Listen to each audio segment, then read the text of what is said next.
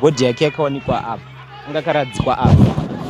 So it's like kuradzikwa kwanga kaita apa. Zvikuratidza kuti akabva naye neapa. Ndopakabva naye apa pachibva naye neapa pasvika pazomusiya apa. Ndopakazomsiya ipapa. Ndopatazomuona makusiyena akafa ari. Takazongomuka tichiona mukadzi akafa akakandwa pajecha. Saka mfana uyu ndofunga pakuruwa bhurugwa asina mari apa ndopakaita sei? Ndopakatangira nyaya.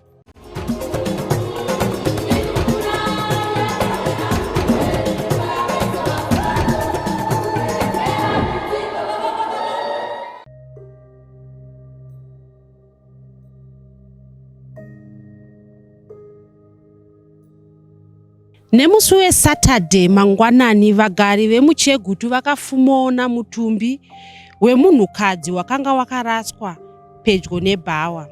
Pakazodanwa mapurisa vachiteera muhwezva weropa vakanosvika pamba umo muri kufungidzirwa kunzi ndimo makaurayirwa munhukadzi umu. Pakasungwa mukomana wechidiki anonzi Tavonga. Nhasi tiri mudhorobha reChegutu uko kwaenda Destiny TV kunotsvakurudza nyaya yemudzimai akaonekwa akapondwa.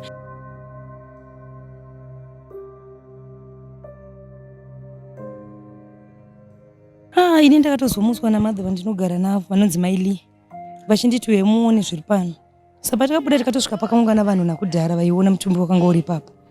Vanhu ndopa vakataura kuti dai matoenda kumapurisa, vanoisa nyaya kumapurisa. Saka takabuda naMaili tichienda kumapurisa kunoripota nyaya iyi. Asi takasiya tatoudzawo vavakidzani vedu. Takaudza Tavonga nababa Simon, vanzi baba vanogara kuseri ikoko. Ndobva taenda kumapurisa chinotsanangura nyaya iyi. Patakavaudza kumapurisa vakatoti handei ngatibudei tiende. Pavakazotibvunza kuti ndekupi chaiko kwazvaitikira. Tikati muna 18th Street padhuze paBhaware pachitongo. Mupurisa yakabva dera akati kwese uku tichateera imbosanotungamirayi. Saka patakatungamira tichidzoka kunoku, madzibaba vai vakanga vasara naTavonga vai vakasara vakati zviite kuti ana madzimai vendi vanoripota sevanhu vechikadzi isu varume tiripo. Ndokubva vatevera kuenda kumapurisa nenyaya iyoyo. Asi pavakasvika vachinoripota futi nyaya iyi, mapurisa anonzi akabva ati kese kumahero stainzwa kudhara itopinde mota varume 10. Ndobva vapinda mota vachienda. Asi pandakazosvika kunoku ndakatosvika namapurisa apo nakudhara. Ndakatosvika kofini rakanga ratoiswa mumotikari. Handina kuziva kuti nguva zvakanga zvafamba sei. Pandakazongoona ndepatakatendera kuseri kwana Tavonga kwakaungana vanhu. Ndakazongoona mitresi yaiswa motikari negumbese raiva neropa. Neye Tavonga kupinda kwake motikari ndokwandakaona. Imi maona vanhu vakaungana vari kuona mutumbi wemunhu uyu. Makaona here kuti mudzimai uyu anga akakuvara pai uye dzaive kumanguvai? Kwaive kuma6 kwandakamutswa nondotorimemba kuti time yandakaedza kufonera vabereki vake ndichida kuvaudza kuti ndozvaitika chiitiko chaitika nepamusha penyu. Vakanga vakaenda kuHarare kumusangano vabereki vake vanga vasipa. Vakanga vasingakwanisa kutodaira foni. Ndichizovabvunza kuti kochii vaita kuti takanga tichitori pazoto. Vabereki vake ndonamata navo. Vakanga vachitori pazoto. Zvekuona pakakuvara pemudzimai uyu, haini kusvika kuona chitunha. Ndikanyepo ndakasvika padhuze kana kuti chiso chemudzimai uyu ndinochiziva nenyaya yekuti ndaitya hangu. Munhu paakaonekwa akafa pamba pafront pepamba pandaberekerwa ine ndopandakurira. Although now ike zvino ndiri kugara zvangu town. Asi ndichisvika kuno kwenene munhu angasati abviswa. So vanhu mapurisa achizobvisa munhu, achizoenda vanhu vachiteera pachiratidza kuti panhu pakazviviwa napo munhu achibuditswa muyadhi. Sazviratidza kuti munhu akafira muyadhi mana Tavonga nemabuditsiro akaita. Asi to be honest, inini pandiri nanhasi mwoyo wangu usati wanyatsosvika pakugadzikana zvoti ndinyatsova nekabhilifi kekuti akanyatsongozviita intentionally. Why? Because pamwe pacho inini ndichimuona munin'ina takakura tese kuberekwa, mai vake namai vangu were just sisters. Saka kutaura chokwadi zvekuti kusvikana nhasi Tavonga angasati aita nyaya yekuti anogona kunzi kana kuti ambonovharwa mapurisa kana kuti mbende munobhadhara faindi. Hapana.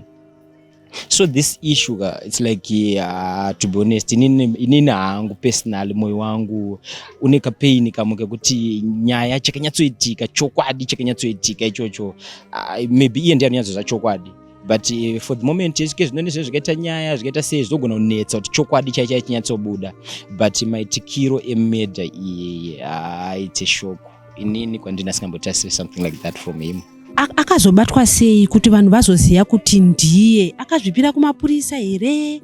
Chii chakaita kuti vazoziya kuti Taunga ndiye aita izvi? Muziva panyaya yekuzvipira kumapurisa pari trick, because nyangwe meme muchikura maigona kupwanya kana kapu mumba, waigona kuivanza zvokuti mama akabvunza makapu angu akashota apapa, waigona kuti handisi kuziva but unyazoziva kuti ndapwanya kapu.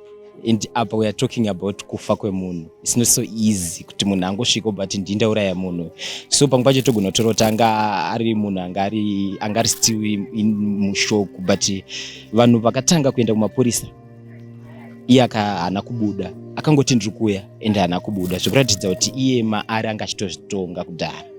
Saka mapurisa paakazouya vachizotanga kupinda vachizoona simbi yange ine ropa achizobva asungwa ipapo, haana kutiza kana kudii, because tongotaura kuti pakaitikira nyaya pasina, haana kubvapo, haana kana kuitira kutiza, anga aripo. Saka zvikuratidza kuti anga kutozviziva kuti ndapara mhosva. And on the other hand tingangotaura kuti tingatanga achitiza but togona kuona sekuti desperation, anga asatoziva zvekuita. Muri kumbonzwawo here kuti iye ari kuti zvakafamba sei iye pachake? Ane zvaakambotaura here achitsanangura kuti zvakafamba sei? Ndichinzwa statement yake nini hangu.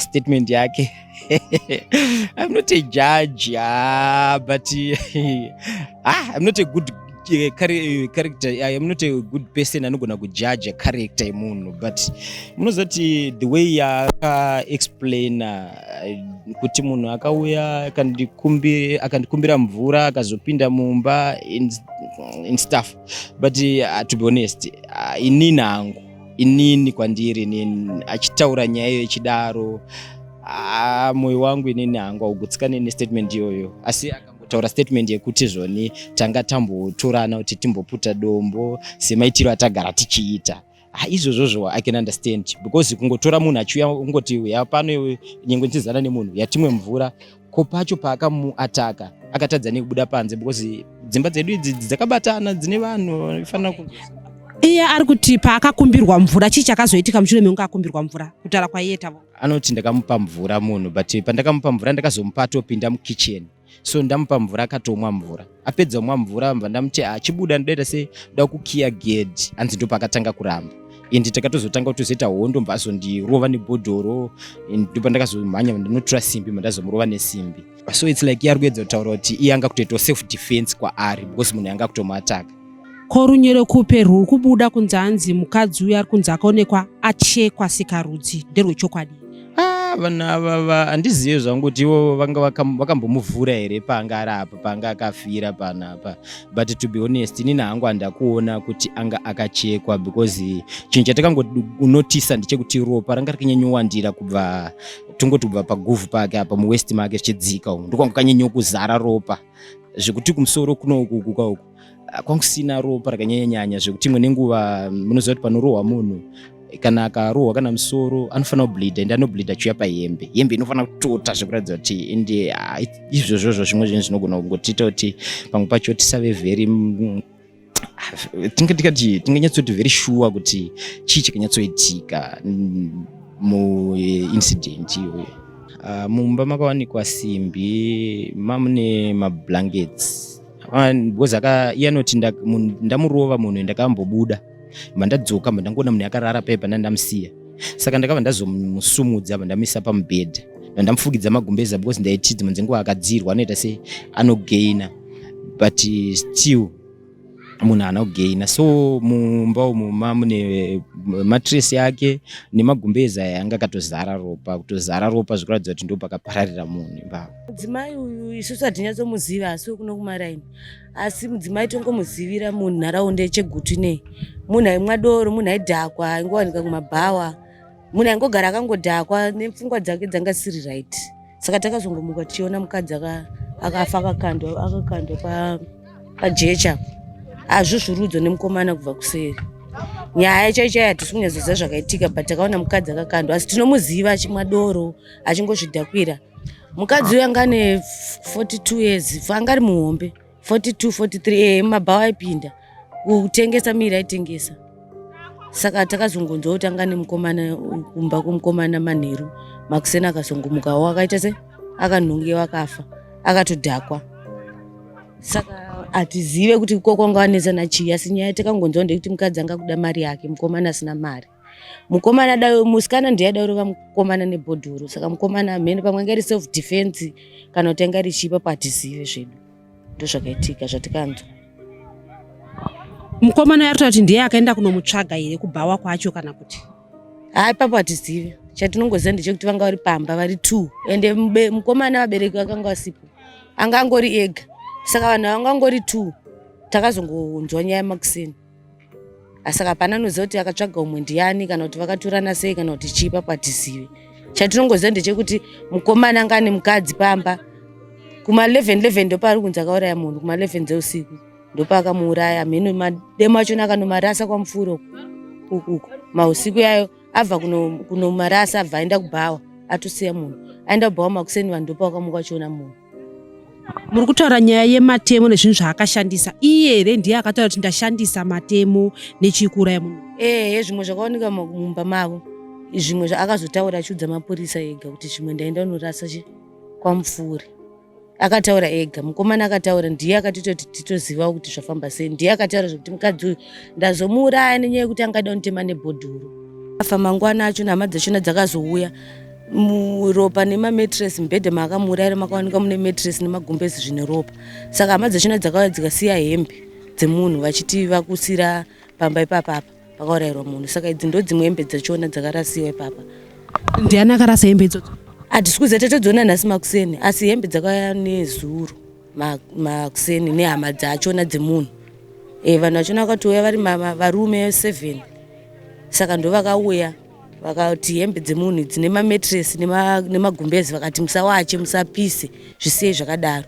Amene pamwe wada kuripiwa kana kuti wada kutaurirana, saka hembe ndidzodzi dzangorasiwa.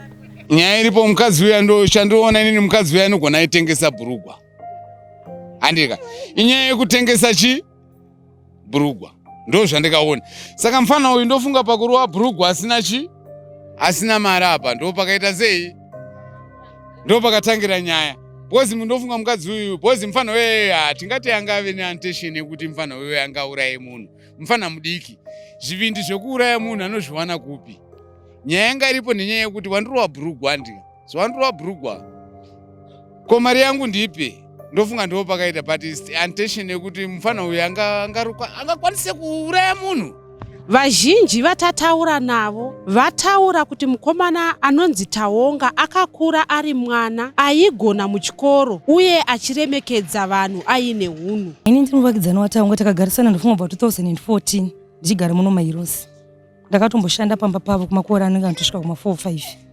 Taonga akanga ari mwana ane hunhu, kana namanje ndinotomuti mwana ane hunhu. Kana ukamuona uzvifungidzira ndotoshauri chii chakaitika paari, kunyange uchimuona utarisire zvakadaro paari. Takakura tese kubva tiri vadiki, aitodzidza nemunin'ina wangu inu. Achikura anga ari mukomana aigona chikoro zvisingamboiti, anga akanyarara, anga ari mukomana wataiyemura-muraini. Tichitopa example kuti muchitowo saTaonga akatoenda kuyunivhesiti akaita kuMSU, taitomuyemurawo seraini. Asi munoziva panokura vakomana vanozotanga kutorawo zvakasiyana-siyana. Handina hangu umbowo wekuti aitora chii nechii, asi takazenge taakungonzwawo mbiri yekungoti mukomana anga akungodhakwa nezvinhu zvakasiyana-siyana. Ndofunga zvinana mutoriro zvinana chii, asi zvanamboreva kuti umbowo handina hangu. Asi achikura akanga ari mukomana anga aigona zvikoro zvisingamboiti, aitsvaga mari Taonga. Akatomboita chiekokeshi mutauni umo, yorangarira makore apfuura kunana 2013 ikokoko. Akambochinja mari, akambodi. Mukomana uyu ari kutirwadza, indirisena hangu ndiri kurwadziwa nekuti mwana akadzidza kudaro obva wadzidzira kuti uende kujeri, kuti upare mhosva yakadai, kuti titi akapindwa nei.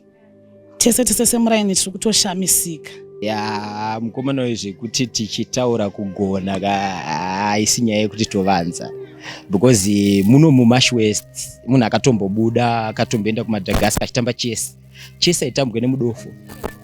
Chess inotambwa nevanhu vari intelligent because inoda pfungwa dzakanyanya. So ndikuda kutaura kuti mukomana uyu we expected something good from him, not nyaya yekungonzi zvone Taonga atouraya munhu endeke zvinezvi. Tonyatsoziva kuti we know the law, kuti law inenge yakutotaura kuti kana auraya munhu like this ari kutoenda mukati. zviri tricky, pakaoma zvoti paifanira kunyatsotsvagwa way unyatsoona kuti chii chakaitika. Maybe I'm not a judge, but zvaifanira kuva zvinonyatsotarisiswa izvozvo kuti chii chakanyatsoitika, what happened, because some of the time dzinguva mufana uyu inini hangu ndasinganyomuona most of the time, but imwe nguva taimbonzwa vanhu vanga kutaura kuti anga kuita achiita zvekurova Kristu this dombo ringotaurwa. Saka musikana uyu akaurayiwa, mukadzi handingamuti musikana, ndimai iye achitoita setorongona kuti muta mai vake, munhu akaurayiwa, vanga kumboita vachiita marelationship nenhau yedombo irori. Saka dzimwe dzenguva inini ndichitora nyaya ndatotora sekutoti dzimwe dzenguva vakanga vatorana kuti handi tinomborova dombo, vapinda mupameme varova dombo paipai, hameno tinovhara sei. Moziva kuti zvinoitika, munhu kana akamwa doro munhu anosvika nguva yekudhakwa, munhu akaputa dombo reri anosvika nguva yekuita sei, yekudhakwa. Saka ini ndingotora sekuti dzimwe dzenguva pavanga vadhakwa paipai ndo pakaitika kaincident aka, uyu akuzobepura leta uno ndatoita sei, ndatouraya munhu. But zvokuti ndinganyatsoti normal zvoti angaronge kuti ndoda kuuraya munhu, taunga is not a murder. Sei zviri kungoita munhu wese muno munyika yeZimbabwe vari kugunun'una pamusoro pekutorwa kwezvinodhaka. Vagari vemuChegutu vataurawo kuipa kwakaita kutora zvinodhaka, izvo zvavari kufungira kuti ndizvo zvakaita kuti Tavonga ave anosvika pakuita chiitiko chakadai. Please youth, stay out of drugs. Wona izvaitika manje, so just imagine kuti an 18-year-old akuenda kujeri. Please do not respect the woman, please. Pavakadzi apa, please just think of your mother. Uchiitirwa zvakadai so. Saka please ghetto youths, listen to this message. This should stop. We say no to drugs. And it siyana inazvo izvo, hatidi life yakadai so nei. Tarisai moni the ghetto youths, the sister and the children who are growing up vachinzwa nyaya dzakafanana nedzo. So vanoti kudii, kana even evil president chaivo is not happy about this. We are going to my elections. We need peace in Zimbabwe. And after all, we need God. Vanhu ngavanamate, vanhu ngavazive Mwari. Please, out of all these problems, it's covered with the blood of Jesus. So tinodaira kuti vanhu vese vemudunhu rino, zivai Mwari, tsvagai Mwari, kurarama chaiko chaiko hakusi kurarama kwekuti munhu anofamba achiti mangwana murume uyu, mangwana murume uyu. Endai kumabasa, hanzi napresident, tsvagai mari. Wona izvo akusanganiwa nezvinhu izvi, inyaya yekuti vafana havana zvekuita. Vafana vanenge vane nyera avandika. Problem inoitika ndeyekuti vanorova nebuwe ravo handika. Chinonzi buwe zvangofanana nehwawa handika. Munhu wakamwa supa unenge uchihwa kuda mukadzi. Wada kuda mukadzi. Wobva watanga kutendera uchitsvaga kuda mudzimai handika. Watsvaga mudzimai wamutora apa wewe mari yekuti umubhadhare mukadzi wewe unenge usina. Saka vakadzi ava mazuva ano ava ndarova bhurugwa mai guru, ndapedza kurova bhurugwa, mari ndipe mari hapana, ndo panodadzira kuti buda mudheni. Pakubuda mudheni se munoziva kuti ava vakadzi vedu ava kana vakamwa doro vanotange vaita plus bhebhiri ingopi ndochi ngopi ndokupenga. Mukadzi uyu aipenga? Brain is not 100% pakupenga chaipo. Amai ava havana kukwana. Uyu mufana uyu akatorwa bhurugwa remunhu anopenga.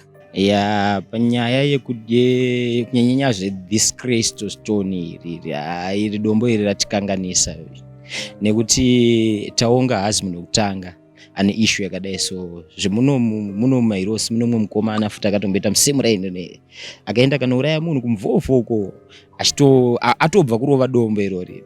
Handizivi hangu nansana muripota and handizivi kuti rinoita sei muvanhu, but it's like vanhu ava vanobva vatobehave wildish. Dombo iri ngavasiyane naro because dombo iri ike zvinezvi patave ike zvinezvi pasiripo. Taedza kutaura nehama dzaTavonga avo varamba kutaura nesu vachiti pari zvino havana mashoko ekutaura. Tatsvagawo zvakare kwaigara munhukadzi uyu tikashaya, nokuda kwekuti vanhu vari kuti ahana chaipo paaigara. Kuti mukadzi uyu problem inenge nemukadzi uyu, mukadzi changa chiri chigunduru chaingofamba chongofambawo pachafamba chabva pachafamba chongoita sei chongotiwo munhu anguchitorawo ndichozvo. Saka mufana uyu akatora advantage kuti uyu mukadzi chigunduru, mufana uyu anga asina intention yekuuraya munhu, but mufana uyu akarova bhurugwa mufana uyu akabva mukadzi maybe vamwe mukadzi akagaira kuti hama yachi hapana hapana kana mari. Munhu bvaita sei? Bvauraya chi? Bvauraya munhu. Zita rangu ndinoitwa Stella Muusha. Semazuva ose tinotenda nerutsigiro rwenyu rwamuri kutipa uye musakanganwe kuita subscribe.